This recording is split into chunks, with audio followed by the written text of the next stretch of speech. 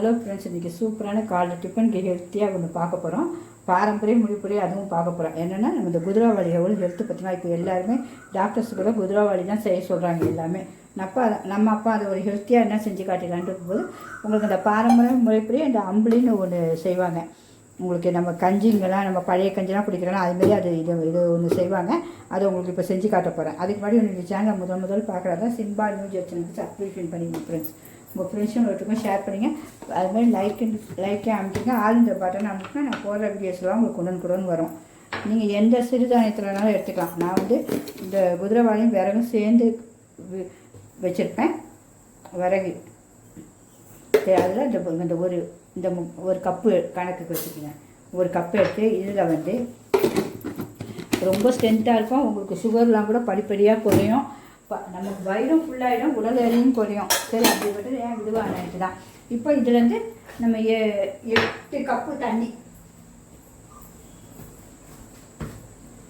இதை நல்லா கழுவிட்டு வந்துடணும். ஃபஸ்ட்டு கழுவிட்டு அப்புறம் தான் தண்ணி ஊற்றணும். இப்போ கழுவிட்டு வந்துடுறேன். இந்த பாருங்க, கழுவியாச்சு. இப்போ இதுக்கு 8 நம்ம எந்த அளவு எடுத்தோமோ அதே அளவில் 8 அளந்து ஊற்றிக்குங்க. ஊற்றிட்டு ஒரு 6லேருந்து 7 மணி நேரம் அப்படியே விட்டுருங்க. நல்லா ஊறணும். உங்களுக்கு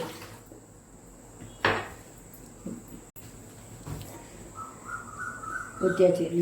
8லேருந்து 10 கூட ஊற்றலாம். ஏன்னா நல்லா ஊறி வரும் உங்களுக்கு. இது அப்படியே ஒரு 6லேருந்து 7 மணி நேரம் மினிமம் அப்படியே ஊற வச்சுருங்க. ஊற வச்சுட்டோன்னா பார்ப்போம். அடுத்து நல்லா ஊறிடுச்சு. இப்போ ஊறினோன்னே இதை இப்படியே ஒரு மண் சட்டிக்கு ஊற்றணும். மண் சட்டியில் தாங்க செய்யணும், சாதா இதில் செய்யக்கூடாது. இந்த தண்ணியோடு சேர்த்து இப்படி போட்டுருங்க. நல்லா வேகணும் உங்களுக்கு. நம்ம பொங்கலுக்கெல்லாம் வேக வைப்போம்ல, அந்த அளவு வேகணும் உங்களுக்கு. இப்போ ஸ்டவ் பற்ற வச்சுக்கணும்.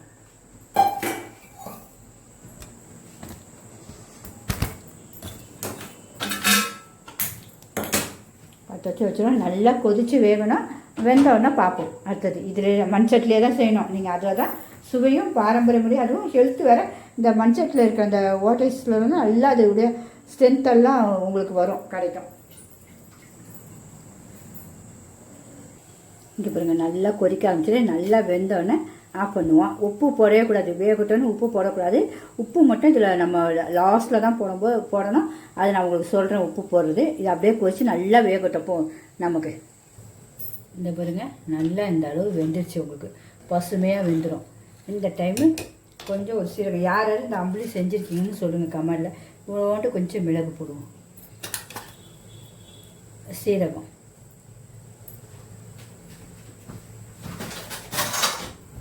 இது நீங்கள் காலையிலே ஊற வச்சு ஒரு 6 மணி நேரம் 7 மணி நேரம் ஊற வச்சுட்டு திருப்பி நீங்கள் இதை செஞ்சுட்டு நைட்டு இப்போ நம்ம ஊற வச்சுட்டோம். இப்போ நான் நைட்டுக்கு இப்போ அப்படியே கெட்டி வச்சிருப்போம். இது நாளைக்கு காலையில் தான் நம்ம பார்க்க போகிறோம். இதை அப்படியே ஆஃப் பண்ணிடுவேன் தான். வெந்துருச்சு உங்களுக்கு. இதை அப்படியே இருக்கட்டும். ஆஃப் பண்ணியாச்சு. ஆனாலும் ஸ்டவ் இதை பாருங்க கொதிச்சிட்ருக்கோம். ஏன்னா மண் சட்டியில் மட்டும் அப்படி தான் உங்களுக்கு ஆஃப் பண்ணி எவ்வளோ கொதிச்சிக்கிட்டே இருக்குது பாருங்கள். இந்த கொதிப்பு அதிலே இன்னும் அப்படியே ஃபுல்லாக வந்துடும் உங்களுக்கு. இது கொதி அடங்க கொஞ்சம் நேரம் ஆகும். அதுக்கு முன்னாடி ஒரு வெள்ளை துணி எடுத்துக்கோங்க. இது கொஞ்சம் வேலைகள் நமக்கு ப்ராசஸ் ஜாஸ்தி, ஆனால் செம்ம ஹெல்த்தி. நீங்கள் இதேமாதிரி செஞ்சு பாருங்களேன். உங்களுக்கு இட்லி தோசைக்கு பதில் வாரத்தில் ஒரு 2 நாள் செஞ்சு பாருங்கள். உங்கள் உடம்பு எவ்வளோ ஒரு ஹெல்த்தியாக தெரியுதுன்னு பாருங்கள். நீங்கள் கொஞ்சம் நமக்கு கஷ்டமாக இருக்க, நம்ம மொத்தமாக கூட செஞ்சு வச்சுட்டு 2-3 நாளைக்கு உங்களுக்கு வச்சுக்கலாம். நீங்கள் எந்த அரிசியில் வேணால் செஞ்சுக்கலாம். இப்படியே மூடி வச்சு ஒரு 8 மணி நேரம் நைட் ஃபுல்லாக இருக்கட்டும். நம்ம காலையிலே பார்ப்பேன். காலையில் தான் குடிக்க போகிறேன். நம்ம காலையில் அடுத்ததுக்கு என்ன பண்ணணும்னு நான் உங்களுக்கு சொல்கிறேன். இது அப்படியே இருக்கட்டும். அப்படியே ஒரு வாரமாக வச்சுருவோம். நைட் ஃபுல்லாக அது 8 மணி நேரம் அது நல்லா உங்களுக்கு சூப்பராக கிழிச்சு வந்துடும். நம்ம நைட் ஃபுல்லாக வச்சாச்சு. இப்போ காலையிலே பார்க்கலாம். அவங்கவுங்க வெயிலுக்கு தக்க புளிக்க வச்சுக்கோங்க. ஏன்னா நமக்கு சென்னையிலாம் இப்படி ஃபாரின்லாம் கூட கொஞ்சம் நேரம் ஆகும் உங்களுக்கு குளிக்கிறதுக்கு. அப்போ அவங்க அதுக்கேற்ப புளிக்க வச்சுக்கணும். இப்போ பாருங்கள், இதில் ஒரு ஆடை மாதிரி ஃபார்ம் ஆகிருக்கும் பாருங்கள். இதை பாருங்கள், தெரியுதா? இந்த இடத்துல ஒரு ஆடை மாதிரி ஃபார்ம் ஆகும். இது தூக்கி போட்டுறாதீங்க. இதுதான் உங்களுக்கு ஸ்ட்ரென்த்தே. இப்போ பாருங்கள், இதை நல்லா இது கலக்கிருங்க. ஏன்னா இது நம்ம தமிழர்களாக இந்த மறந்தே வந்துச்சுன்னா ஃபாரினில் இந்த பழைய கஞ்சியை அவ்வளோ விரும்பி குடிக்கிறாங்க. அதுலேயும் இந்த திணை நமக்கு குதிரைவாளிலலாம் இவ்வளோ ஸ்ட்ரென்த் இருக்கும்போது நம்ம ஏன் விடுவானா? இது பெரும்பாலும் காலையிலேயே குடிச்சிருங்க. தூங்கி எழுந்தால் குடிச்சிருங்க. காஃபிலாம் குடிக்கிறதுக்கு முன்னாடி இதை குடிச்சிட்டு ஒரு 20 நிமிஷம் கழிச்சு எதனாலும் குடிங்க. ஏன்னா அவ்வளோ ஒரு ஸ்ட்ரென்த்தாக இருக்கும். பாரம்பரிய முறையை தான் செய்கிறேன். இதுக்கு நான் உப்பே போடல. உங்களுக்கு உப்பே போடாமல் நீங்கள் குடித்தாலும் சரி தான். இல்லை எங்களுக்கு உப்பு கண்டிப்பாக வேணும், உப்பு போட்டால் தான் டேஸ்ட்டாக இருக்கும்னு சொன்னீங்கன்னா உப்பு வந்து நீங்கள் அந்த டைம் போட்டு ஒரு 3-4 நிமிஷத்துக்குள்ளே குடிச்சிருங்க. அதுக்காக தான் சொல்கிறேன், வேறு ஒன்றும் இல்லை. இது வந்து நம்ம இப்போ பாரம்பரியம் செய்கிறதுனால உங்களுக்கு நான் என்னென்ன அதில் ஊற்றணும்னு சொல்லிடுறேன். இது வந்து தேங்காய் பால். நம்ம வந்து பாரம்பரிய முறையில் தேங்காய் பால் தான் ஊற்றுவாங்க. அதனால் தேங்காய் பாலும் எடுத்து வச்சுருக்கேன். சப்போஸ் உங்களுக்கு தேங்காய் பால் வேணால் நம்ம கஞ்சிக்கெலாம் தயிர் ஊற்றி குடிப்போமே அப்படின்னா நீங்கள் இந்த தயிரும் எடுத்து வச்சுருக்கேன். சின்ன வெங்காயம் போட்டு தயிர் ஊற்றி குடிச்சிருங்க. அப்படின்னா தேங்காய் பால், ஏன்னா தேங்காய் பால் குளிர்ச்சி வயிற்று புண்ணு ஆற்றும் உங்களுக்கு. அதுமாதிரி இதுவும் நல்லா குளிர்ச்சி பார்த்திங்கன்னா. அதனால தான் நமக்கு அவங்க கிராமத்துலலாம் இப்படி சொல்லி கொடுத்துருக்காங்க. நீங்கள் போய் பாருங்கள், எல்லாருமே பெரியவங்ககிட்ட கேளுங்க, கண்டிப்பாக இப்படி தான் சொல்லுவாங்க. இந்த தேங்காய் பால் தான் சொல்லுவாங்க. உங்களுக்கு தேங்காய் பால் பிடிக்கலைன்னா நீங்கள் தயிரும் சின்ன வெங்காயமும் போட்டுங்க. ஏன்னா இதை வந்து நம்ம வந்து முன்னோர்கள் சொல்லி கொடுத்தா நம்ம மறக்கவே கூடாது. அதுக்காக தான்.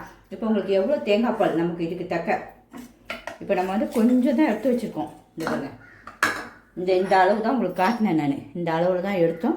இப்போ நம்ம தண்ணி ஊற்றிக்கலாம். தேங்காய் பால் ஊற்றி நல்லா கரைச்சிக்கலாம். நான் உப்பு போடவே இல்லை உங்களுக்கு. இது வந்து எனக்கு வந்து இன்னும் 2 வேளைக்கே வரும் உங்களுக்கு. ஃபுல்லாகவே ஊற்றலைன்னா நம்ம தண்ணி மாதிரி தான் குடிக்க போகிறோம். ஊற்றிட்டு இப்படி ஒரு டம்ளரில் ஊற்றிடுவோம். கலைக்கு ஊற்றிக்கங்க.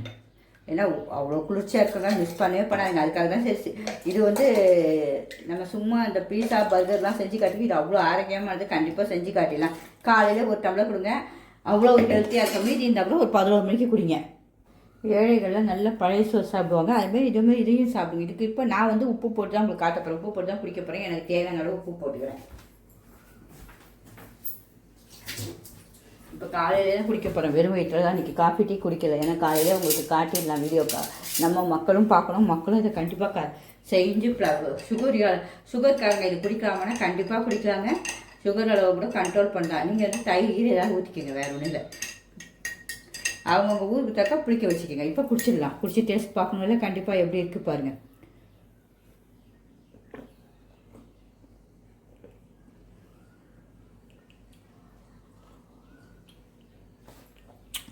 செமையாக இருக்குங்க. தேங்காய் பால் அதுக்கு அவ்வளோ ஒரு டேஸ்ட் இருக்குது. எல்லாருமே கண்டிப்பாக ட்ரை பண்ணி பாருங்கள். இந்த திணையில் குதிரைவாளியில் அந்த சிறுதானியத்தில் செய்கிறது, குதிரைவாளியில் செய்கிறது இது அவ்வளோ ஒரு வித்தியாசமாக இருக்குது தேங்காய் பாலில். கண்டிப்பாக ட்ரை பண்ணுங்கள். எனக்கு ரொம்ப பிடிச்சிருக்கு. நீங்களும் இதேமாரி செஞ்சு குடிச்சிட்டு எப்படி இருக்குன்னு கண்டிப்பாக சொல்லுங்கள் ஃப்ரெண்ட்ஸ். ஏன்னா எல்லாருக்குமே இது பயனுள்ளதாக இருக்கணுன்றதுக்காக தான் போடுறேன், வேறு ஒன்றும் இல்லை.